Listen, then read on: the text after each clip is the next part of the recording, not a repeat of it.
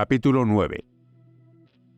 Para hacer las pruebas para el equipo de los SEAL, debía rellenar un formulario denominado Resguardo de Solicitud Especial.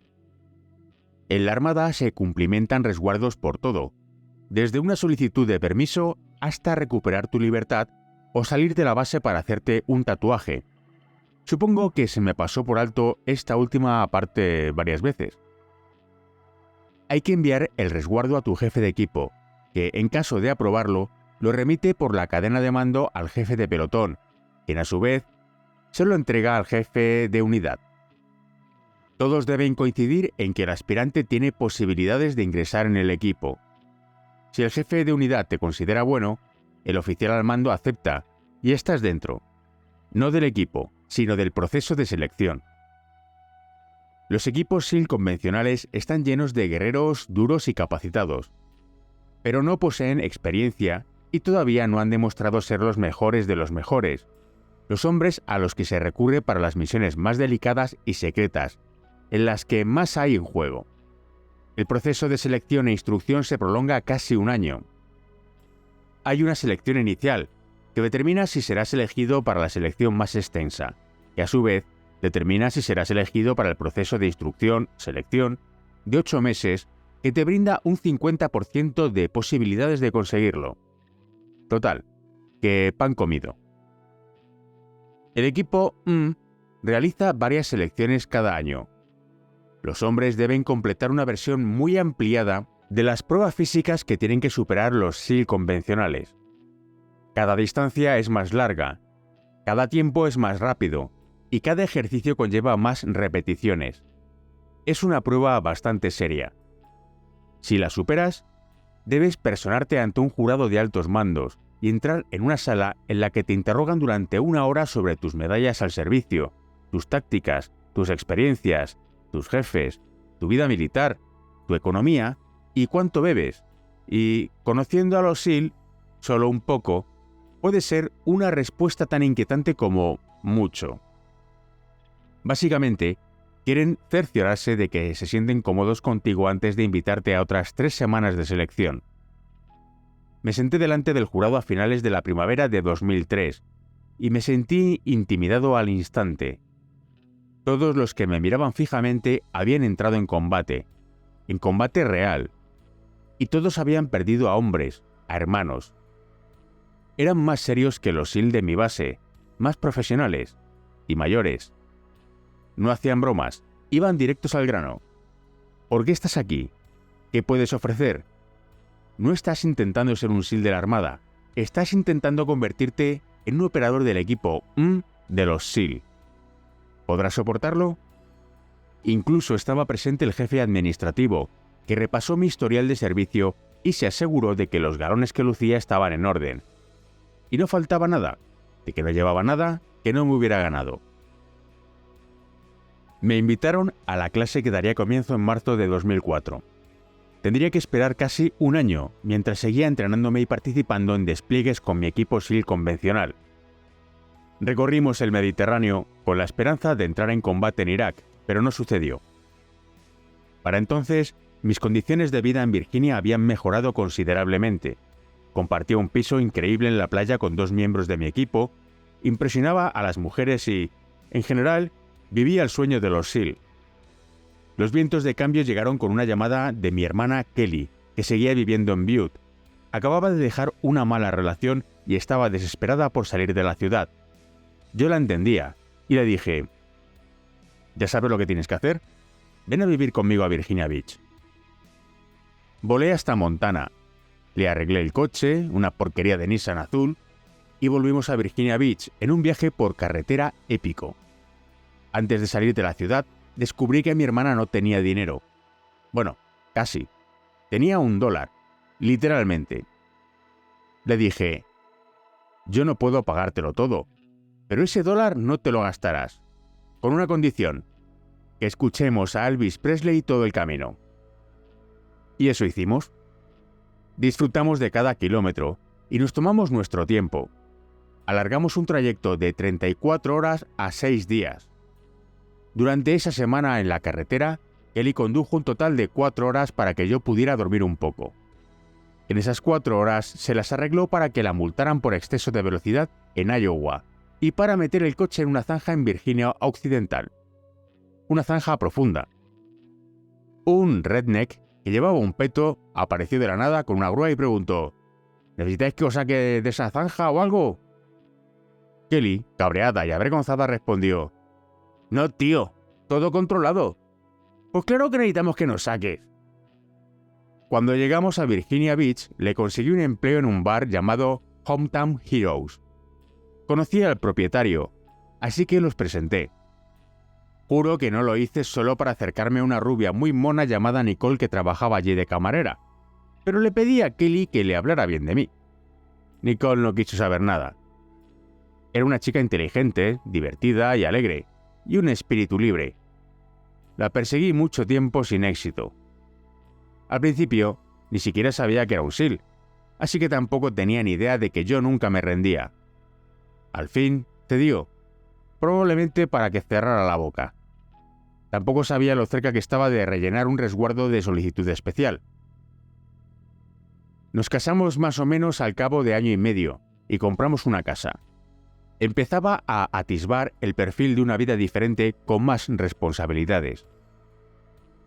El proceso de selección comenzó con más pruebas físicas, todavía más difíciles que las preliminares, pero puesto que los candidatos eran SEAL experimentados, lo más importante era la evaluación psicológica. Debían estar seguros de que un candidato podría funcionar al más alto nivel en las peores condiciones posibles. Por ejemplo, caerse de un helicóptero en una cima rodeado de enemigos fuertemente armados. Aquello no era ninguna broma. Lo superé y pasé a la fase siguiente. Las primeras 3 o 4 semanas estaban dedicadas al paracaidismo. Más tarde lo pasaron a la segunda sección de entrenamiento, porque la instrucción paracaidista era cara y demasiada gente fracasaba en la fase posterior, que era el combate cuerpo a cuerpo. Pero me alegré de empezar saltando de un avión. Comenzaba desde lo más alto. Al momento me di cuenta de que ya no estábamos en Kansas. Disfrutábamos de las ventajas del presupuesto del equipo de los SEAL, lo cual significaba que, en lugar de saltar de un desvencijado C-130 de la época de la Guerra de Corea, como ocurría en el equipo 2 de los SEAL, nos dirigíamos a Arizona, donde nos alojamos en unas elegantes instalaciones situadas a las afueras de Tucson. Nuestra jornada empezaba temprano con una carrera de 20 kilómetros y nos pasábamos el resto del día saltando en paracaídas. Empezamos con lo que se conoce como halo, unos saltos desde gran altura en los que abres el paracaídas tarde.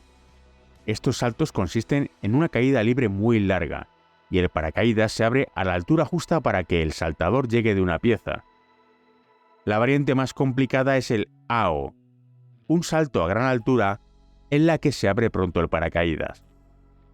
Consiste en tirar de la anilla en cuanto el paracaidista salta del avión. Salíamos del avión 30 hombres, uno detrás de otro. Abríamos el paracaídas e intentábamos situarnos en formación. Imaginaos a 20 tíos bajo la campana, cada uno situado 3 metros por detrás y por encima del que iba delante. Es lo que denominamos montón. Esos paracaídas no son los típicos con la parte superior como un cono de helado, sino rectangulares, casi como el ala de un avión. Puedes guiar el paracaídas, pilotarlo. En los saltos AO es imposible desplazarse en formación a una velocidad horizontal de 30 a 80 km por hora, dependiendo del viento, y aterrizar a 30 km de distancia en un lugar que nadie ha visto excepto en un mapa. Una tropa de SEAL voladores es increíble y sumamente peligrosa. La maniobra de amontonamiento requiere precaución extrema y un rígido cumplimiento de los principios básicos. Por ejemplo, siempre que realizábamos un salto AO, nos orientábamos a la derecha del avión. Siempre. Era una regla inquebrantable. Queríamos que todo el mundo girara en la misma dirección. Si 2 saltadores, que cargan con unos 45 kilos de material, van en la misma dirección, es aterrador, aunque es improbable que mueran. Si saltan en la dirección opuesta, es una catástrofe. En tales circunstancias chocarían a una velocidad de 30 km por hora, el equivalente a impactar contra un muro de ladrillo a 60 km por hora. Ambos morirían en el acto y probablemente se cortarían por la mitad el uno al otro. Aunque no choquen, pueden enredarse en las cuerdas del paracaídas, lo cual no es bueno. Formarían una gran bola de seda y se precipitarían hacia el suelo pensando en lo doloroso que es que las cuerdas del paracaídas te corten parte del brazo y que es una mierda que solo te queden 45 segundos de vida antes de espachurrarte contra una montaña. Por más precauciones que tomes, es peligroso. A lo largo de mi carrera perdimos a 2 hombres en un mes durante la instrucción de salto. Todos sentíamos el riesgo, pero con el tiempo superabas el miedo y lo sustituías por una atención constante, ya que las cosas pueden torcerse mucho. ¿Quieres aprender a aceptar tu mortalidad? Salta en formación desde un avión en una noche sin luna y hazlo repetidas veces. La ventaja es que nos alimentaban bien. Después de saltar día y noche, alguno de nosotros decía siempre: «Esta noche tenemos que comer bistec, porque podría ser la última que pasemos en la Tierra». En un salto probé un nuevo paracaídas de alto rendimiento, diseñado para avanzar más rápido por el aire. El paracaídas se movía a tal velocidad que se me enredó la cabeza en las cuerdas y no llegaba a la anilla. Me vi atrapado en aquella espiral de muerte mucho tiempo, y llegó un momento en que me dije: si quieres volver a ver a tu familia, tienes que deshacerte de este trasto. Tienes que hacerlo. A día de hoy todavía no sé cómo conseguí liberarme, pero tiré de la anilla y se abrió una hermosa campana. Consulté el altímetro y vi que me encontraba a unos 1400 metros. Si no hubiera tirado de la anilla cuando lo hice, a 3000 metros, y hubiera esperado a los habituales 1700 metros, habría impactado contra el suelo antes de lograr desenredarme. Cuando aterricé, me encontré con un amigo que me dijo: «Parece que acabes de ver un fantasma. ¿Qué te ha pasado?». Se lo expliqué. Recuerdo que le dije: «Tío, tenemos que arreglar esto o alguien va a morir. Tenemos que arreglar este sistema. Estos dos no encajan». Pero nadie lo hizo, y aquello volvería a perseguirme de una manera especialmente cruel. Sin embargo, aquel día sobreviví, al igual que sobreviví al resto de la instrucción en paracaidismo, algo más agotado y posiblemente unos kilos más gordo gracias a aquellas cenas a base de bistec. La siguiente fase de la instrucción, la más famosa y difícil, se conoce como entrenamiento en batalla cuerpo a cuerpo, o CQB, por sus siglas en inglés. Esto nos preparó para un tipo de combate íntimo y especialmente peligroso: entrar en edificios ocupados por un enemigo armado y muy hostil, lo cual se complicaba a menudo por la presencia de civiles o rehenes. El objetivo podía ser una casa, un hotel o un barco, situaciones todas ellas en las que debes romper barreras y defensas exteriores y actuar en espacios atestados de gente que pueden ser una trampa mortal. Practicamos nuestros movimientos, una especie de ballet violento a gran velocidad, cientos o miles de veces. Los instructores observaban todos y cada uno de nuestros movimientos. Al final de la jornada leían nuestra puntuación, centrándose en cada falta de concentración e incumplimiento de las normas de seguridad. Cuando terminaba la semana, cambiaban las tornas y nos decían: «Ahora mismo, haced una lista con los 5 mejores y 5 peores de la clase. ¡Vamos!». Yo nunca tuve ningún problema para elegir a los 5 mejores, porque bastaba con mirar a mi alrededor y pensar: «Este tío es una bestia. Este tío es una bestia. Una bestia. Una bestia». Pero cuando llegaba a los 5 peores, concluía que todos eran buenos, así que acababa situándome a mí mismo entre los peores y lanzaba a otras 4 personas debajo del autobús. Lo hacíamos todos. Eso te pasa factura, hasta el punto de que estás teniendo un día fantástico en el que piensas que nada puede salir mal y, en una fracción de segundo, la cagas. Te quitan el arma y vuelves a empezar, esta vez con una escoba en la mano para asegurarse de que te sientas como un gilipollas. Siempre sabes que el próximo error supondrá tu expulsión, porque expulsan a gente continuamente. Una mañana, después de unas horas de kickboxing, estaba hablando con un compañero de qué haríamos en Memphis aquella noche. Era viernes. Solo teníamos que superar unas horas de CQB. Había sido una gran semana y ya casi había terminado. En la cuarta habitación de la última incursión, nos encontrábamos junto al mismo muro tras franquear una puerta esquinera. Doblamos a la derecha. En la pared de enfrente había otros 2 hombres. Delante de mí había 3 lavabos con la puerta cerrada. Sencillo, me acerco a ellos, abro la puerta con la espalda apoyada en la pared y uno de los que están situados en la pared de enfrente dispara por si hay una amenaza dentro. Repetir en el siguiente cubículo. Repetir. Simple. El problema fue que, cuando abrí la primera puerta, el compañero que se encontraba justo detrás de mí disparó 3 veces, y las balas me pasaron a escasos centímetros de la cara. 3 veces. Respiré hondo, exhalé, lo miré a los ojos y luego a los 2 que estaban apostados en la otra pared. Estaban boquiabiertos. No podían creerse que hubiera realizado aquellos disparos. Cuando me dirigí a la siguiente puerta, señalé a uno de los hombres situados en la pared de enfrente y grité: «Esta vez dispara tú». «¡Alto el fuego!», ordenó un instructor. Levanté la cabeza. Estaba vigilándome desde su puesto de observación en las vigas. «Siento no haberlo parado, O'Neill. Cuando lo he visto disparar, me he tragado el silbato». Nos señaló a mí y a los 2 compañeros de la pared opuesta. «Vosotros 3, salid de la casa». Luego señaló a mi amigo: «Tú, descarga el arma y quédate atrás». Aquella tarde embarcaba en un avión rumbo a casa. No volví a verlo nunca más. Es una estrategia muy estudiada.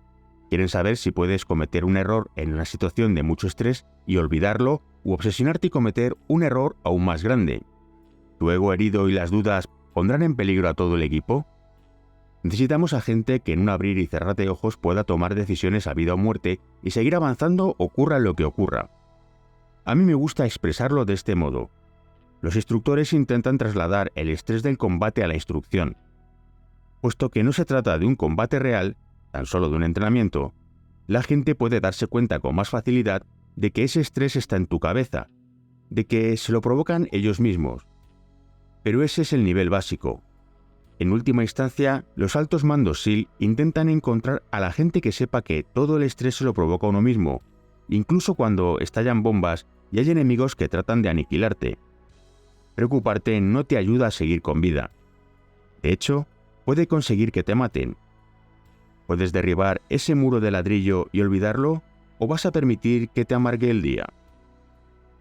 En el CQB es especialmente importante entender qué están haciendo tus compañeros, dónde va el equipo y qué es lo más lógico. La clave es la comunicación, no el hecho de hablar. Es un proceso más difícil que hará que te expulsen si la pifias. No hay tiempo para la gente que no puede pensar rápido o que sucumbe a la presión. Cuando terminamos la instrucción, pensaba que era imposible ser mejor o más rápido. Pronto descubriría lo equivocado que estaba.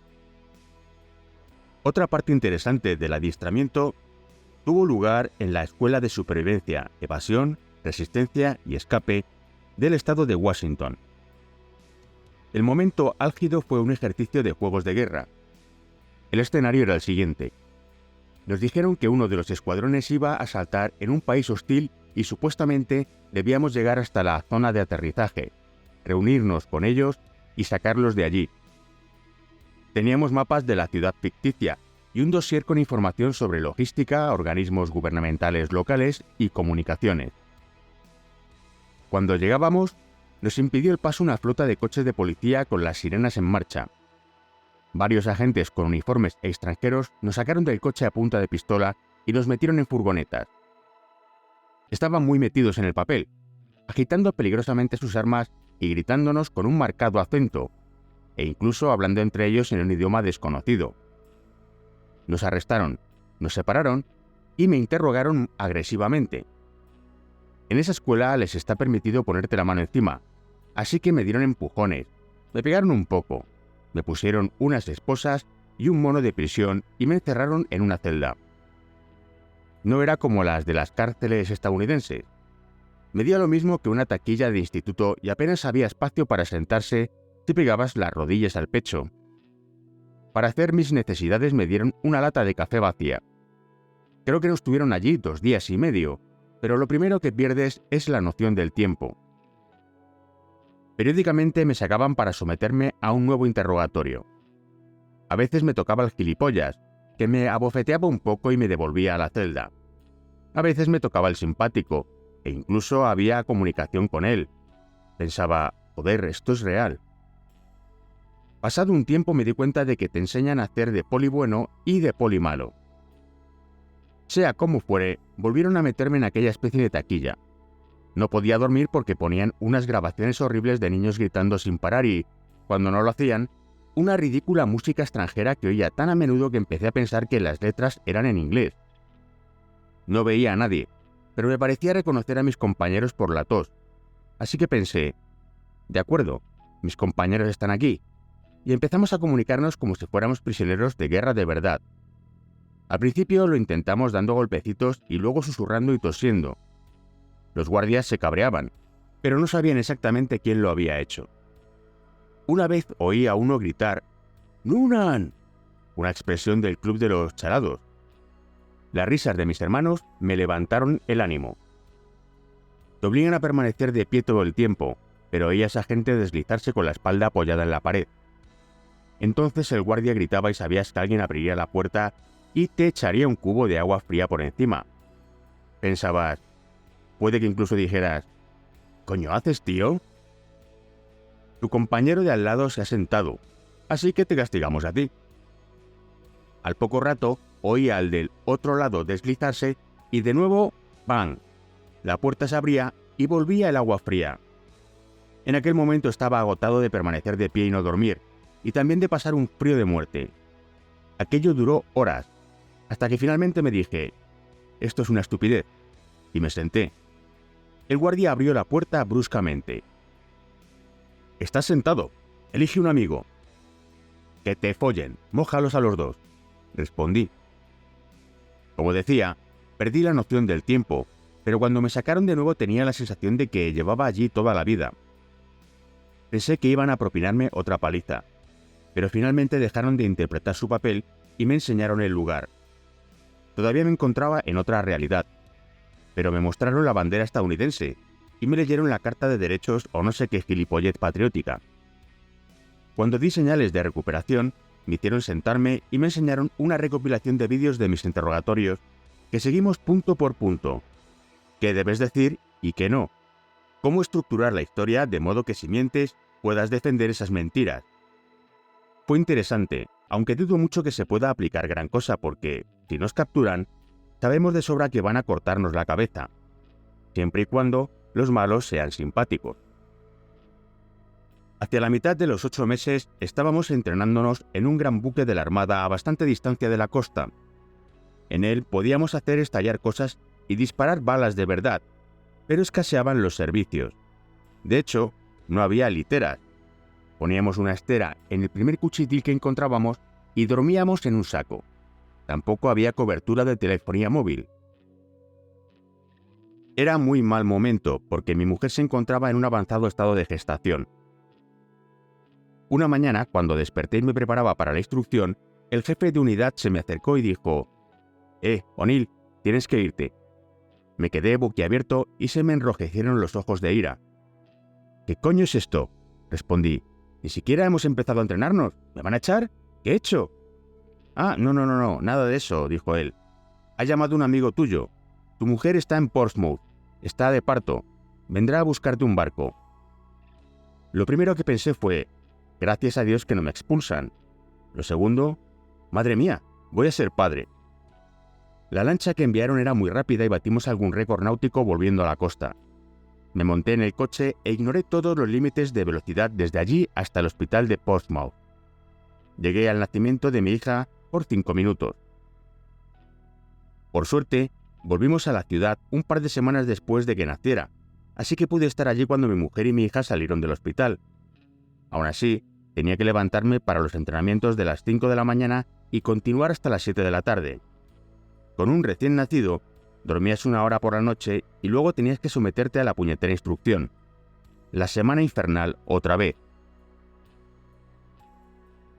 Nicole no sabía dónde se metía cuando se casó conmigo, pero lo llevaba bien. Su familia era de la zona y contábamos con una fantástica estructura de apoyo integrada por la famosa red de esposas de los SEAL. Se les daba bien cuidar unas de otras. En aquel momento moría poca gente en combate, así que a Nicole no le preocupaba mucho ese aspecto de mi trabajo. Como había sido madre recientemente, tenía pocas cosas en qué pensar aparte de aquella experiencia totalmente absorbente. Finalicé con éxito la instrucción en diciembre de 2004. De unos 60 que empezamos, acabamos 35. Para los que lo conseguimos, la asignación de escuadrones funcionaba como el draft de la NFL. Cada escuadrón tenía un turno para elegir. El que había escogido primero el año anterior lo hacía el último, y así sucesivamente. Todos los escuadrones cuentan con miembros que ayudan a supervisar la instrucción, así que funcionan como cazatalentos que dan a su grupo una primicia sobre los candidatos. También hay una lista oficial completa basada en todas las evaluaciones de los instructores, así como aquellas dolorosas valoraciones entre compañeros. Todos llegábamos al draft con un escuadrón favorito en mente. Podía ser porque teníamos amigos allí o porque nos gustaba su reputación. Cada unidad tenía sus características propias. Mi interpretación, a primera vista, era que un escuadrón tenía fama de beber bastante, ser físicamente muy duro y fumar tabaco. Otro era el equipo más proclive a buscar a sus hombres, mandando a la mierda a sus altos mandos. El escuadrón que yo quería era de los que trabajaban a la hora de comer y te matan de hambre. Gente muy trabajadora, profesional y curtida en combate. Era conocido por sus hazañas durante la Operación Anaconda y el Monte Roberts. Sus francotiradores volvieron a la cima donde Neil Roberts había perdido la vida y lucharon frente a frente con un enemigo muy decidido. Su personal de reconocimiento se adelantó a los combatientes extranjeros que debían tender una emboscada a las tropas estadounidenses y desplegaron efectivos que organizaron grandes ataques aéreos que condujeron a la victoria final. Si querías entrar rápido en combate, eran la mejor opción. Sí, yo acababa de ser padre y mi mujer era muy joven. Pero, ¿para qué había trabajado y me había entrenado todos esos años sino para vengarme de la muerte de Neil y de todos los estadounidenses de a pie que una mañana salieron a trabajar y se vieron obligados a decidir entre quemarse vivos o saltar por una ventana rota situada a 100 pisos de altura? No sabría decir las veces que reproduje mentalmente las imágenes de aquellas figuras diminutas, pero obviamente humanas, precipitándose desde la torre en llamas. Y ahora, por fin, estaba en posición de hacer algo al respecto. Hablé con mis contactos y pedí a algunos amigos que dieran buenas referencias sobre mí. Todos los miembros del escuadrón participaban en la selección de nuevos soldados, otro aspecto único del equipo. Nunca sabíamos en qué orden nos elegían ni quién hablaba bien o mal de nosotros. Un día, las asignaciones aparecieron como si las hubiese sacado del sombrero seleccionador de Hogwarts. Consulté la lista y vi el nombre del escuadrón que quería junto a mi nombre. Todavía se me pone la piel de gallina cuando lo pienso. Recuerdo que entré por primera vez en la sala de equipo y me quedé estupefacto. No era solo por los objetos conmemorativos que cubrían las paredes, sino por los hombres, los tiradores. Noté que estaban un tanto alborotados por tenernos allí. Siempre te entusiasmas cuando llega gente nueva. Eso significa que hay novatos que sacarán la basura y limpiarán las instalaciones. También significa que los antiguos novatos son ascendidos y ya no tienen que cargar con las escaleras, con la maza o con la palanca metálica durante una patrulla. Adivinad a quién le corresponde ese honor cuando llegan los nuevos. Lo primero que hicimos fue sentarnos con los líderes. Conocimos a Leo, nuestro jefe de equipo, a Ralph y Cole, nuestros dos jefes de escuadrón, y a Decker, nuestro jefe de unidad. Básicamente nos dijeron qué debíamos esperar y cómo actuar, pero como habíamos concluido el entrenamiento de selección, no aminoraríamos la marcha. Debíamos rendir al mismo nivel que los hombres más experimentados. Luego llegó el turno de preguntas y la primera fue: ¿cuáles son las normas de aseo? Todos los SEAL de Virginia Beach debían respetar los criterios de la Armada mientras estuviesen en Estados Unidos. Leo, Se señaló la barba con el dedo índice y el pulgar y, con la parsimonia de siempre, dijo: «Olvidaos del tema». Habíamos llegado. Los primeros días nos asignaron nuestras jaulas, donde podíamos guardar el material, y dejamos las armas en el arsenal del escuadrón. Las jaulas del vestuario siempre eran un lugar de interés, a veces divertido, a veces desagradable, siempre inteligente. El escuadrón era famoso por las bromas que se gastaban sus miembros y algunos veteranos eran auténticos maestros. Eran increíbles en su creatividad, pero aún mejores a la hora de negarlo todo. No sé si fue a causa de la instrucción, pero eran capaces de negar cualquier cosa. Si alguien decía: «¿Has robado las galletas?», respondían: «No, no lo he hecho». Si alguien decía: «He visto tu mano en el tarro», les petaba: «Esta mano no es mía». Una novatada habitual era la bomba fétida. La gente colocaba alfombras en las jaulas y pegaba un adhesivo a la parte lateral para evitar vertidos. Normalmente, cuando estaban en la ducha, los perpetradores despegaban la alfombra y colocaban debajo una de aquellas bombas fétidas de la revista Mad, las que parecen canicas, pero que se rompen al pisarlas y llenan el lugar de un hedor que es como si le hubieras vendido el culo al diablo. Cuando el soldado volvía envuelto en una toalla, entraba en su jaula y empezaba el espectáculo. Todos los que se encontraban en el vestuario tenían que salir, excepto la víctima, que por decencia pública tenía que vestirse a la vez que respiraba aquellos humos. Pero las bombas fétidas eran un simple calentamiento. Algunos esperaban al fin de semana para disponer de 2 días para hurgar en una jaula. Eso daba al perpetrador tiempo suficiente para teñir de rosa todos los uniformes de la víctima, secarlos y volver a colgarlos en el orden correcto. Me han hecho novatadas más de una vez a lo largo de mi carrera, tanto divertidas como absolutamente mezquinas, pero la más destacada se produjo cuando no había nadie allí para verlo. Los terapeutas del cuartel guardaban una loción de calor industrial en la sala de rehabilitación. Nos la administraban en dosis limitadas para tratar lesiones y durante la recuperación. Uno de mis compañeros se hizo con la loción y decidió jugársela a base de bien. La aplicó generosamente en la parte delantera de nuestros pantalones de entrenamiento. No sé cuánto tiempo llevaban en mi estantería, pero me los puse y me dirigí al gimnasio, situado a varios centenares de metros de allí. Lo curioso de ese vil mejunje es que no se calienta hasta que se moja. Todavía estaba seco. Era sábado y el gimnasio estaba vacío.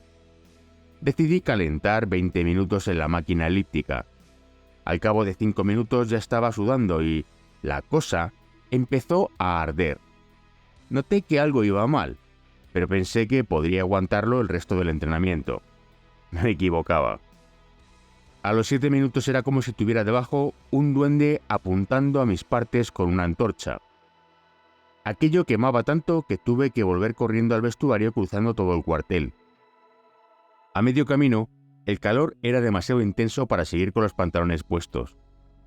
Pude arrancármelos sin quitarme los auriculares y corrí el resto del camino hasta el edificio principal como Porky Pig, con camiseta y sin pantalones. Me ardía la entrepierna como a una estrella porno de segunda y Demon Hunter sonaba a todo volumen. Finalmente llegué a la zona de las jaulas y me dirigí a mi taquilla. Quería coger el jabón y la toalla para poder meterme rápidamente en la ducha y apagar el fuego. Cuando cogí la bolsa que contenía el kit de ducha, se levantó una nube de polvo y oí el estallido de una granada de fogueo. Aquellos tíos eran muy buenos. Las novatadas formaban parte de la vida en el escuadrón. Algunas zonas del vestuario eran mejores que otras. Mi hilera era la peor. Me asignaron una zona con los mejores bromistas, gente que llevaba mucho tiempo allí y había perfeccionado sus habilidades. La llamaban la Franja de Gaza, porque siempre explotaba algo. un tío estaba tan harto de que le gastaran bromas y no descubrir a nadie con las manos en la masa, que decidió cometer un suicidio. Eso no significa que fuera a hacerse daño, sería demasiado obvio y entonces se abriría la veda contra él. Había terminado su trabajo y estaba quitándose la ropa. ¡Boom! Todo el mundo empezó a reírse, a gritar y a silbar en la zona de las jaulas. ¿Qué es esto? Estaban los bromistas de siempre, pero nadie admitió los hechos. Cuando cesaron las risas, se desvistieron y fueron a la ducha. La víctima no. Esperó. Una vez que los sospechosos habituales se hubieron ausentado, cogió una granada de fogueo, se dirigió a las duchas y anunció: «Hola, caballeros».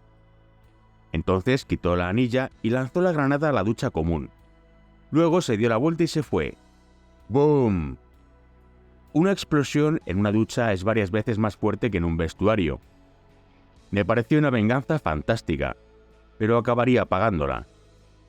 Pronto, su taquilla estaba llena del papel triturado del escuadrón, con unas cuantas granadas de fogueo debajo de las bolsas. Estaba muy contento de formar parte de aquel grupo. En aquel momento, el estado de ánimo era el mejor que había visto en ningún cuartel. Aunque había alguna discusión de vez en cuando, todos se llevaban bien. La camaradería era increíble. Los más veteranos cuidaban de los nuevos, y todo el mundo trabajaba duro hombro con hombro.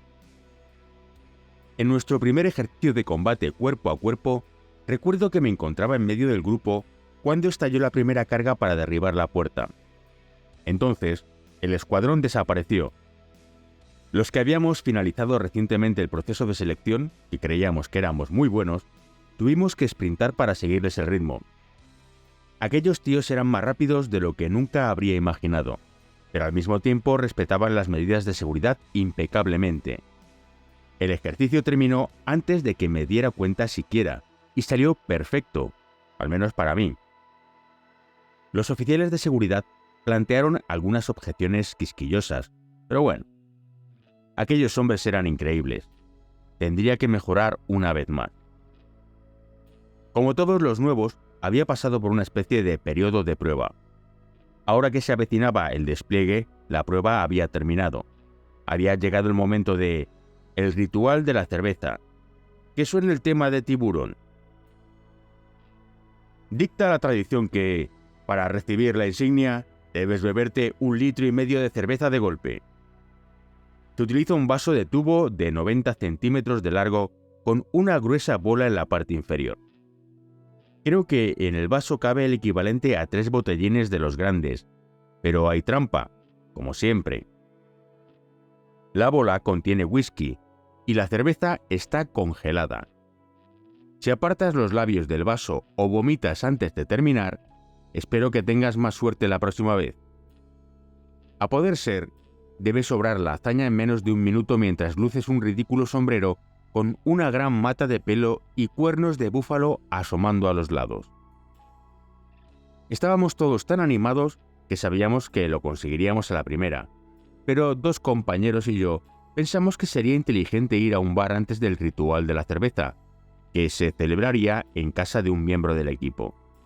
La idea era que si nos achispábamos un poco y llenábamos el estómago, estaríamos preparados. Todavía no estoy seguro de si fue buena idea, pero al menos fuimos innovadores. Así que, después de unas cuantas cervezas en AJ Gators, fuimos a la fiesta.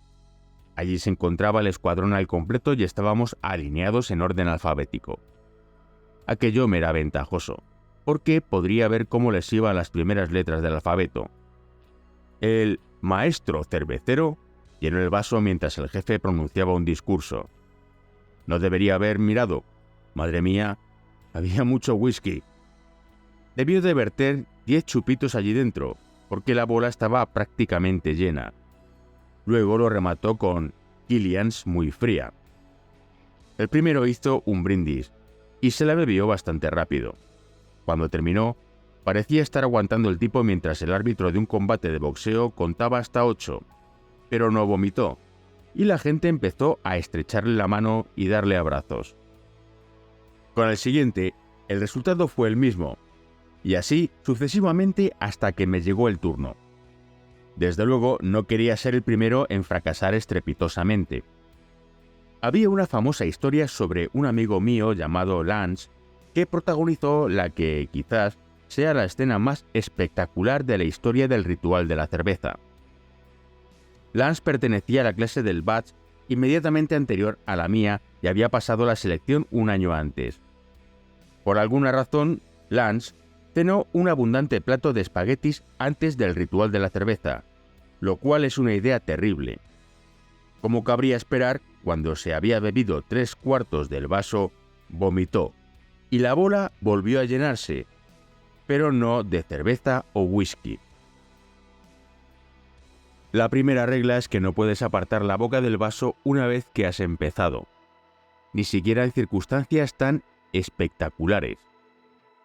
Lance era un SEAL, así que se negó a tirar la toalla. Volvió a beberse aquella asquerosidad y, cuando llevaba 3/4 del contenido, se repitió el desafortunado desenlace. La bola se llenó una vez más. Era tan desagradable que la gente empezó a vomitar la cena. Intentando desterrar cualquier pensamiento de aquel desastre, me puse el enorme sombrero de búfalo y esperé a que llegara mi vaso. Cuando lo hizo, lo levanté, brindé por la tribu y me lo llevé a los labios. Olía y sabía como un gran vaso de Jack Daniels en el que alguien había vertido cerveza. Normalmente, la clave para soportar el mal olor es respirar por la boca, pero en este caso no era posible. Había llegado el momento de engullir. Cuando bebes un vaso casi de 1 metro, es muy importante tener en cuenta la bola que hay debajo. Cuando lo inclinas, esta empieza a llenarse de aire muy lentamente. El problema es que, cuando se llena demasiado, el aire empuja el líquido a gran velocidad. ¿He mencionado que durante el ritual no está permitido derramar una sola gota? Si lo haces, quedas descalificado. Suerte la próxima vez. Así que es imperativo que la persona levante el vaso y lo voltee a la vez. Así se evita el problema. Utilicé esta técnica durante algo más de 1 minuto y apuré el vaso. Fue duro, pero mereció la pena. Recuerdo vagamente que empecé a andar, o probablemente a tambalearme, y la gente me estrechaba la mano y me daba abrazos. Finalmente formaba parte de la tribu. Volvimos al salón y nos apoyamos en la pared bajo la atenta mirada del resto del escuadrón. Nuestro jefe de unidad pronunció unas palabras que dudo que nadie recuerde, y después nos entregó la insignia. Me quedé absorto mirando aquello unos minutos y la valoré como un honor. Fue uno de los mejores momentos de mi vida. Estaba rodeado de mis mejores amigos. Acabábamos de terminar 9 años de la instrucción más difícil que podíais imaginar.